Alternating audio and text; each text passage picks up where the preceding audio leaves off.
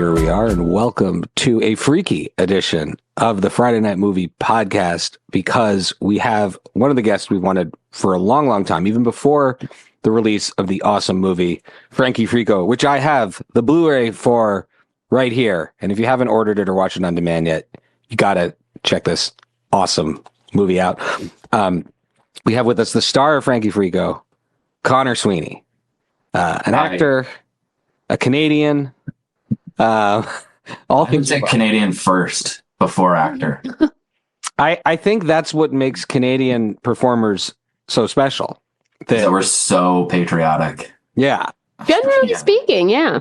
And just they bring it in a way that I feel like, you know, if you have it easy like us coming from the States, or I guess we're kind of half and half in our lives, I feel like Canadians just, especially with movies and comedy and everything, kind of just punch above. Well, I feel like Americans carry a great pride for their country, and Canadians, I think it's like a great shame. but it's like I feel like it's a beloved shame. Yeah. It's embraced. I think it's charming. Yeah. And so we're going to talk about Frankie Freako. But we really would love to also talk about some of your other work. I've watched all the way back to the Cool Guys, and Father's Day, and of course PG Psycho Goreman was like a huge favorite of ours, and we interviewed Steve when that was released. But let's start at Frankie Freako, a movie I kind of describe as like capturing the spirit of Gremlins and Beetlejuice. The temp soundtrack was a lot of Beetlejuice. Steve was very deep in Beetlejuice while we were making it. That's awesome. So you play Connor, and you are Connor. Did Steve now in Psycho Goreman? You're under a lot of makeup as Cassius 3000, right? And then in this time, Steve put you front and center under your own name. Is that like a deliberate, payback? He said that it was because my part was so small in PG. He said it was making it up to me, but we made a commercial, the two of us, and Pierce, our cinematographer, for the toys, like the merch for Psycho Goreman, and it was just me improvising. And for some reason, we did it in the style of like a Unsolved Mysteries episode, where I was like a Robert Stack introducing all the toys, and Steve really enjoyed just letting me riff for a couple of hours, and it gave him the idea to make a movie centered around me being stupid. And he started sending me script pages, because we kept watching these compilation videos on YouTube of 1-900 numbers and laughing at them. And there was one that was specifically, you phone a monster, the Freddy Freaker hotline, I think it was called. And we were like, what would that call? Do you communicate with him, or does he just talk to you in a pre-recorded thing? So he started sending me script pages, like an outline and then a treatment, and it always said Connor Sweeney. And he didn't ever pitch the idea. He wasn't like, do you want to be in a movie? Do you think you'd have time to do this? Do this? He just started sending me these, and I was like, is there a character called Connor and somebody else is going to do it? Because that's funny. It's funny if you do that. And then he had a whole script, and he was like, here you go. We're going to do this. It's been greenlit. We're going to do this. And I was like, oh, I guess I have to take a month off of work.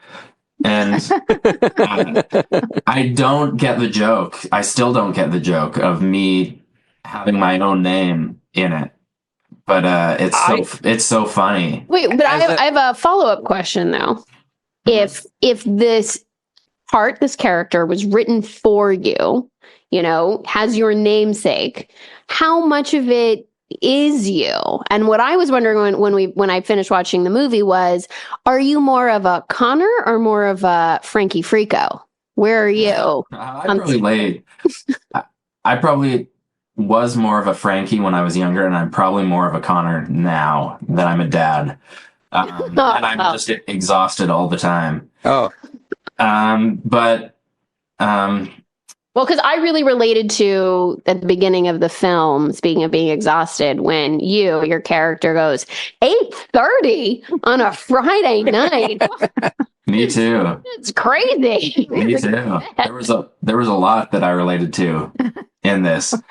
I've read a lot of reviews that say how annoying I am in it, and I also get that. But it's an arc. It's Connor's it's supposed an to arc. be. I have a bit of an arc. I kind of end up back at the same place. I'm a little bit freakier at the end. A little. Yeah. I'm Realistically, so I like the joke You're at the more end. comfortable with freakiness, which I think shouldn't be overlooked. It's That's not so true. much that you have to become a Frankie Freako, it's that you embrace the freakos around you. Yeah, you're right. And And that's more like sometimes, when she's- I think it would have been less believable if you weren't true to yourself, if the character wasn't true to himself. Absolutely. right. And I like at the end that your wife We just go loves you right to for who you- spoilers, by the way, on this show. We Yeah. talk like normal Okay. people talk at a dinner table, not. Yeah. But like your wife loves you for who you are. Like I thought the whole time that she was having an affair.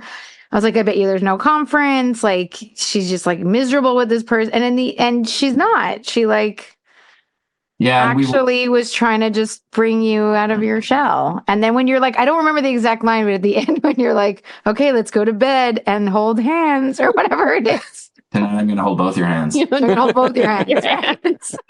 Oh, good. Yeah, we didn't want her to be like a shrew that Right. Right. I'm like breaking away from. We wanted her to be. She's a very weird character. Yeah. She's like the most realistic at the start, and then obviously it gets very silly at the end. Mhm. But a lot of what I did was I went up and punched up her lines in the script. Like I added her saying, "Who do you think I was talking to, Dan Aykroyd?" And stupid stuff like that. Wait, who came up with Gary Busey, though? Me. Okay. The way that I came up, the Gary Busey thing was so sad for me Amazing. because there was one time I was on Instagram and I was scrolling through and I was like, hey, it's a picture of me. And then it was Gary Busey. And I was like, oh my God. Not even Jake. No, No. Because It was- Jake's more of, hunky. I could see that, he's more, It was such an awful moment for me. Like a real, You like I just had to to stop. yourself. I had to stop and just think for a while, put my phone down and think about my life. But it really inspired a very funny moment in Very funny. Okay, so and I would say Worth it. between the taste of the three of us, I am the one who is more geared towards the Astron 6 oeuvre, which is, for the listeners, although we've talked about them many times, this is the group of filmmakers that Connor, you're a part of, with Steve Kostanski and Adam Brooks and Jeremy Gillespie or Matt Kennedy. Both. All right. Yeah. There's 5 in the 6. But that joke is what I sold my sisters on watching the movie on in the trailer. So The Gary Busey one?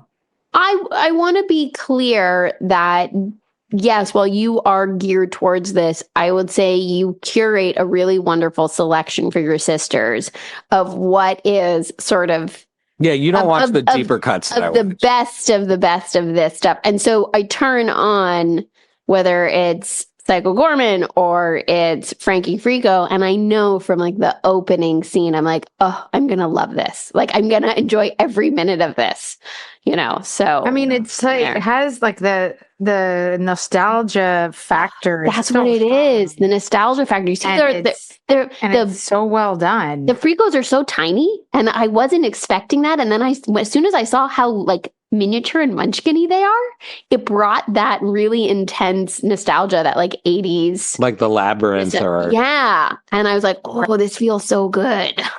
Yeah, and it was during COVID, and Pierce, our DOP, has he's got a Twitch channel, and he was just streaming puppet movies, not Gremlins and the bigger ones, but all of the rip-offs of Gremlins. The really cheap Ghoulies. Ghoulies and Hobgoblins or is it called Volta. Hobgoblins? Troll It is, 2? right? I don't know. It depends which one. And Cheese too. what's the one with Anthony Michael Hall? Anyway, he's got one. And so that he was streaming those, and the two of them started to be like, it'd be really funny to make one of these that wasn't. The trouble with like stuff that takes place in the 80s or early 90s is like all of the references, like, we're going to go play an 8-track. Yeah. And the audience is supposed to laugh so hard at that. And it is so insincere and stops feeling like a movie that was actually made in that era. And we wanted to make one that felt like it was from that era, was shot like it. It didn't have the winking references to pop culture, like he's listening to Wham or whatever, even though we wouldn't be able to afford that. But We feel you there. We feel you there. yeah, we hate that shit. So, yeah, we just wanted it to really feel like one of the Gremlins ripoffs that came out of that era, and also feel very strangely like a softcore at the start. Oh yeah, when she Right, puts the leg up like that, Yeah. like, and Yeah, it's like a Brian De Palma movie or something. Yeah. Like it tricks you into thinking it's something else. it was very funny. And then they're holding But hands. I think- and watched that with my kids. They were like, "Dad, what are you making us watch?" But My I son. think because you really do achieve what your intention of making something that feels like reads really as if it's from that era, one of those Gremlin ripoff movies, and it hits that mark.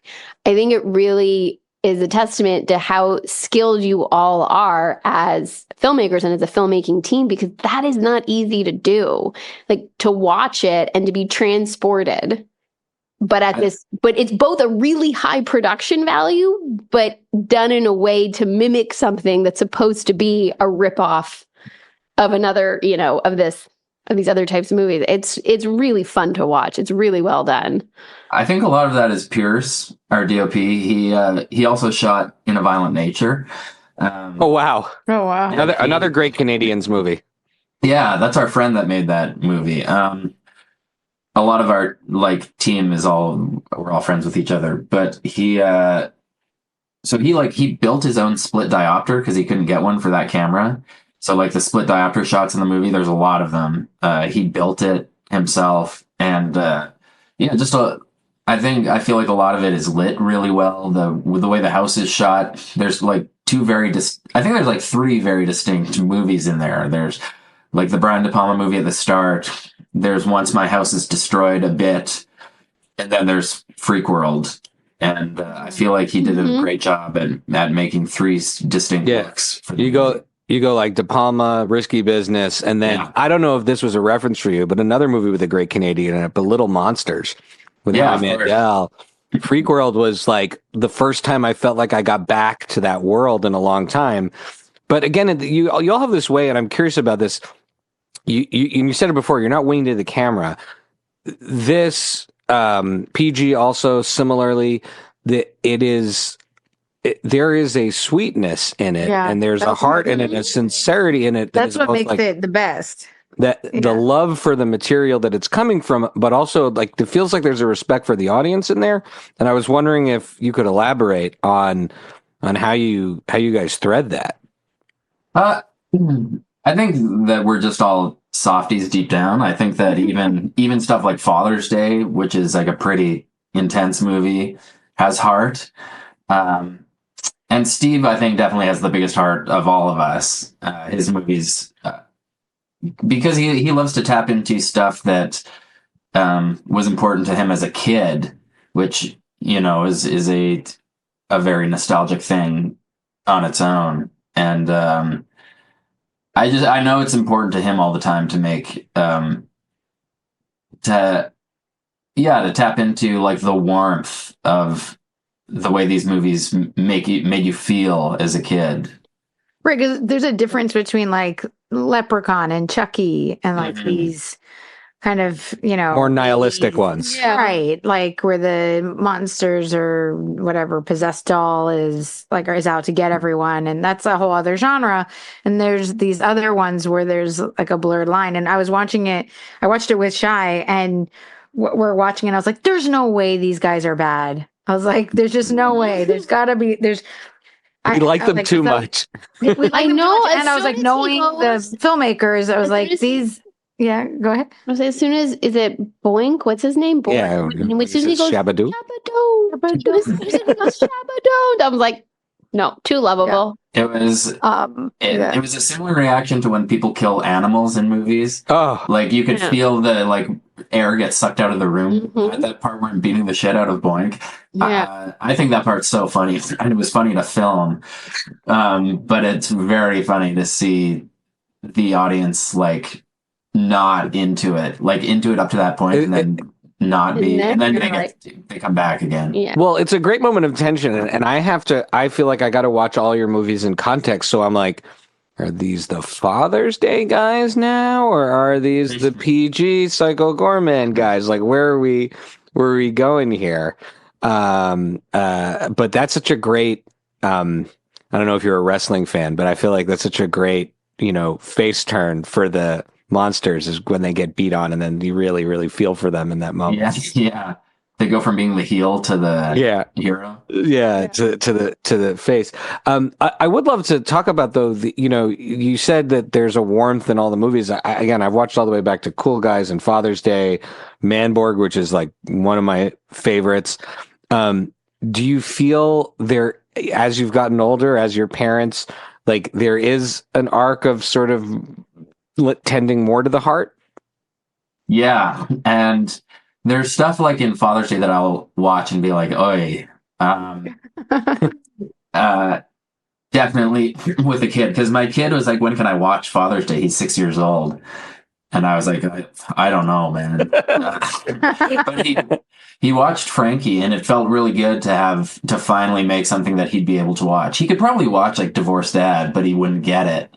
But he really had fun with Frankie Freako, and it was cool for him to come to the premiere and see people asking me questions and stuff. Oh, fun.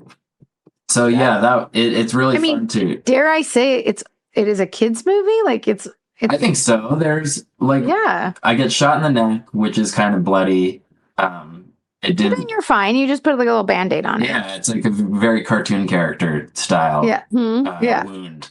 I mean, the monster at the end is pretty wild. He's kind of scary, But he's not even as scary as the monster at the end as Boy at the end of Little Monsters. No. Yeah, Little Monsters got scary stuff in it. Yeah. I'll say this: for the '80s, it's a kids movie. Yeah, that's exactly what I was thinking. It's a kids' movie for the 80s. For the kids who grew up on Neverending Story. But also the fart cola is I just sit around and laugh thinking about that. That's very Steve. That's very Steve, that joke. Very silly. Just, I hope because you guys you're all brilliant at merchandise. I love all of them. I hope you make money on all the cool stuff that you make, because I have with me here, I got a Psycho Goreman glass, and I have the matching one of Pandora. I have the action figures. But I would easily buy a specialty run bottled fart cola. Same. Steve was giving out fart cans at some of our Canadian premieres. Amazing. Yeah. So you've been all around the world with it. You've been to the UK. You've been to the States. Yeah. How's that been? I didn't go to the States. Steve took it to the States. The reactions have been really good in North America specifically. When we took it to England, it was kind of lukewarm, and I don't know why it didn't. The audience was great, but it wasn't the same as like in Hamilton or Toronto or Texas. And I don't. Maybe Brits aren't as freaky. I don't know. Yeah, well, They could use a little Frankie very Freako. reserved. Yeah, they need Frankie to come, like millions of Frankies to come over there, and Or maybe they're just upset that their colony made such a better movie. yeah, that's true. They're probably jealous. Some real they're upset the Queen isn't, or the King, I guess it's the King now. Yeah, the King isn't. Yeah. Although we're going to be a state now. Did you see that? Oh my God! We don't need more anxiety about what's going on down here. So one of the things that I love about your acting, okay, you're Australian I think you're Australian in Manborg. It's definitely like a Mad Max. Yeah, something in Manborg. You're I would say a sex worker in Father's Day. Uh-huh. You're this sort of uptight nerdy Connor in this one. You're Cassius 3000. You are Chowboys. You're Chowboys, by the way, is so cool. Great. The short film. You're a cowboy. You're kind of a man of many voices and faces. Is that what you set out to do? Do you practice that? Is that just what? So Matt Kennedy, we've been friends since high school. We lived in the same small town in northwestern Ontario, and we started in comedy, the two of us. So we made comedy shorts, and we did live comedy that incorporated our shorts, and that's how we met the rest of the guys. So that's what we did. We did lots of different stupid characters and silly voices and stuff like that, and so that's how we began. And then lots of it is also just when you write your own material, and the plan is to put yourself in it, you're kind of forced to take on all of these different personas because you can't just keep playing the same character over and over and over again. But yeah, that's the fun of it, is to play all of these different silly characters. Chowboys, I would love to make a feature. We would all love to make a feature out of. We just have to get money for it. Cowboys is so cool, and also just the end within an end within an end at the end is. Yeah. You don't have to spoil it, but a Cowboys feature, would it have a similar sort of elliptical ending, or do you see it having more of an epic? I think it would have a real Western. Yeah, I think we would do like a real Western. I don't know if we would do like a Donner Family, because it was such a miserable shoot. It was, the reason that it's got multiple endings is because it was shot over like 3 years. So every time we were back in Kenora, Ontario for Christmas, we would shoot it. And every year it got colder and colder. So I don't know what it is in Fahrenheit, but it was like -40 on our final night. I think that's like minus. I think they 20. even out at that. They get pretty close to each other everywhere. I think it's we weren't in real winter gear. We were in costumes.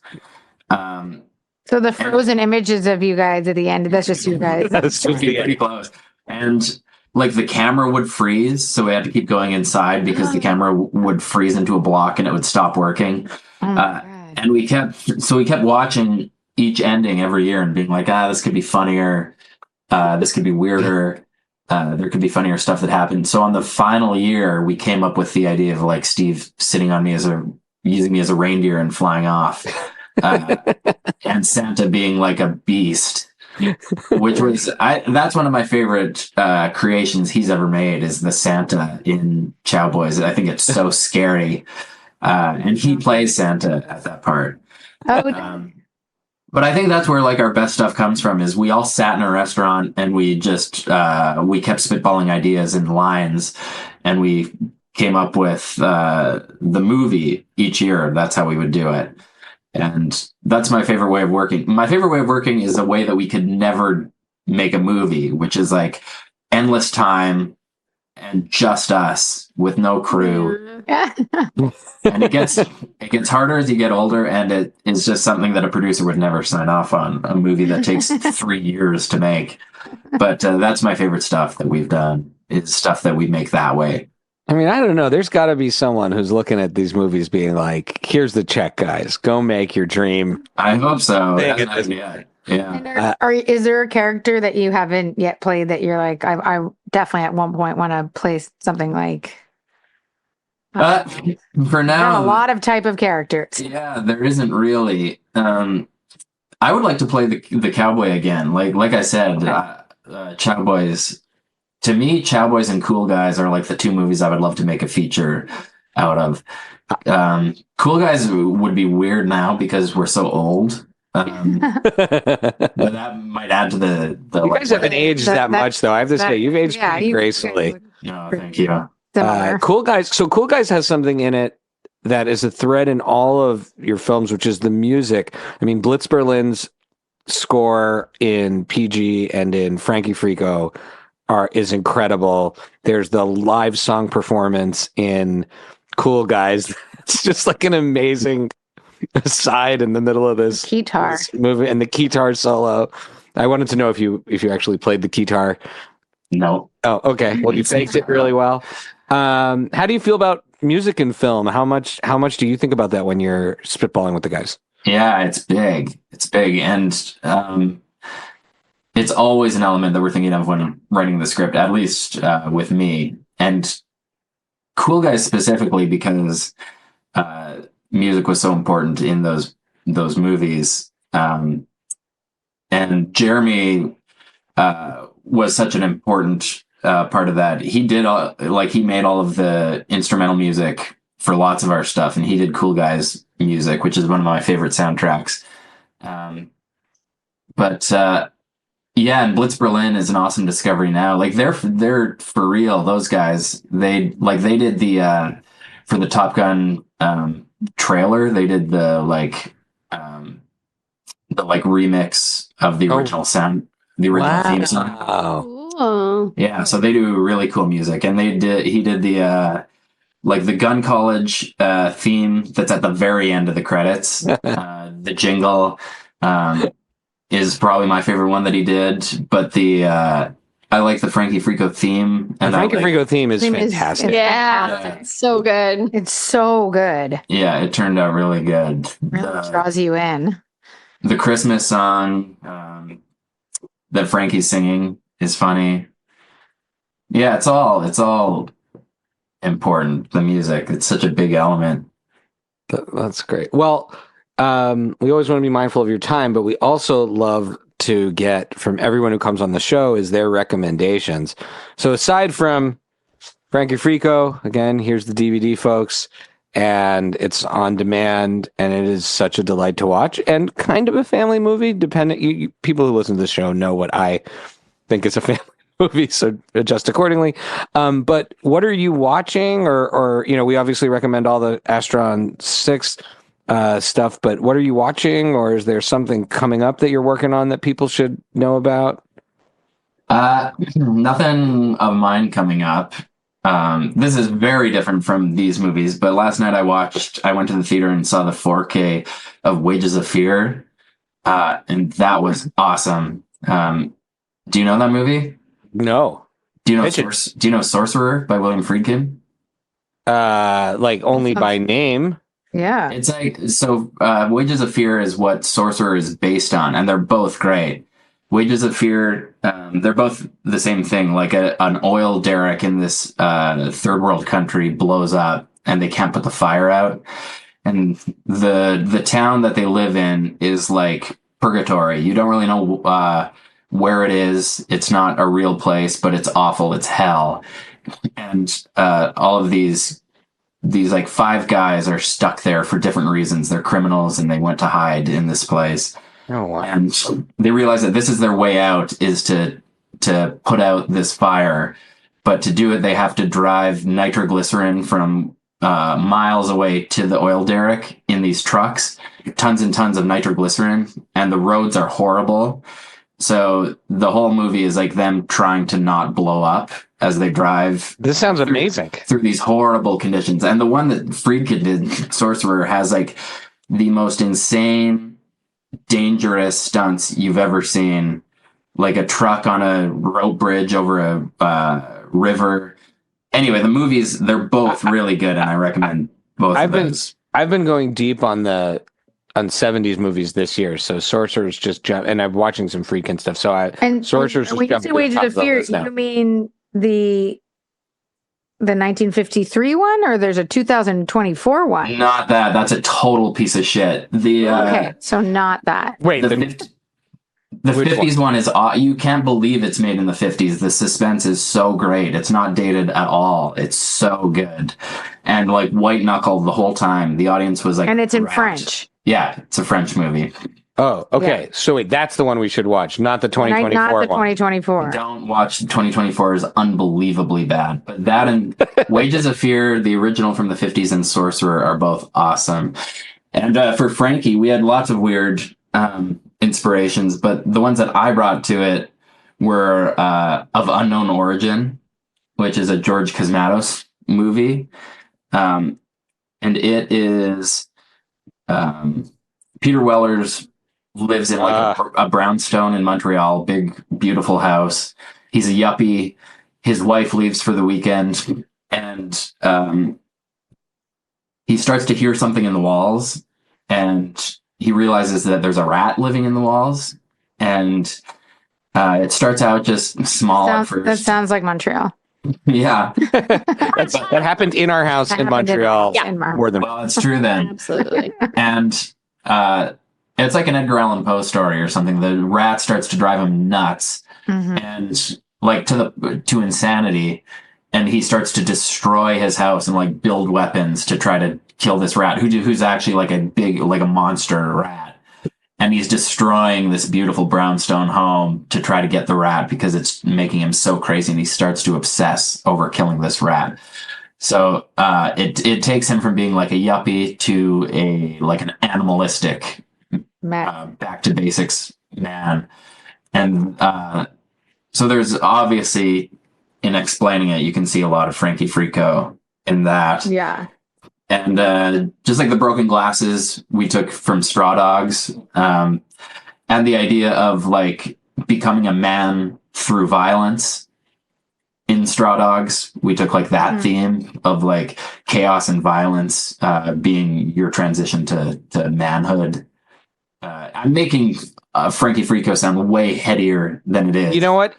But you wouldn't have, I mean, I'm not surprised because like it delivers. It's not, it obviously is made by people who are watching all this stuff. Like it's not, it's as opposed to what maybe, I don't know what Ghoulies was, but like, because I don't want to disparage Ghoulies, but I'm just saying like, as opposed to a cash grab on Gremlins, it's made by folks who love this stuff and who are watching other things. And that's why I think it works really well. Yeah, I think so too. But yeah, Peter Weller and in Montreal, I'm like, you had me there. But also really good. That's the same director who did Leviathan, which I rewatched this year. And his son is a guy that we know, Panos Cosmatos, who did Mandy and Beyond the Black Rainbow. So his dad is George Cosmatos. That's really cool. That's awesome. Yeah. Well, Connor Sweeney, thank you so much for joining the show. Cool. We've been a fan for a long time. We've been trying to schedule this, and we're so grateful. You're traveling around the world promoting your movie, making time for us. Yeah, sorry it took so long. No. We're psyched. We've still been preaching the joys of Frankie Freako and PG Psycho Goreman and all the other stuff. So yeah, thanks for being here. Thank you. Thanks, see you guys later. Oh, I forgot to say that Steve's doing Deathstalker, and we all have small parts in Deathstalker, the Deathstalker remake. Oh, okay. Well, I'll just edit that back in. Yeah. So Adam, Matt, and I all have small parts in Steve's Deathstalker that Slash is producing. Cool. It's his biggest movie by far, budget wise. It still was like he was really struggling just with, because it's for a big budget movie. Comparatively, it's still small budget, so it was a hellish shoot for him. But I'm very excited to see it. That's awesome. We're there. We're there for everything you all are making. So cool. Congratulations to Steve, and congratulations to you on the movie. I'm Frank. Thank you. Thank you for listening to Friday Night Movie, the sibling rivalry and pop culture podcast. Join the Friday Night Movie family by following @FryNightMovie on all of the socials and visiting our website, FryNightMovie.com. Our theme song is by What Does It Eat? And make sure to leave us a review on Apple Podcasts or wherever you get your podcasts. Thanks for listening.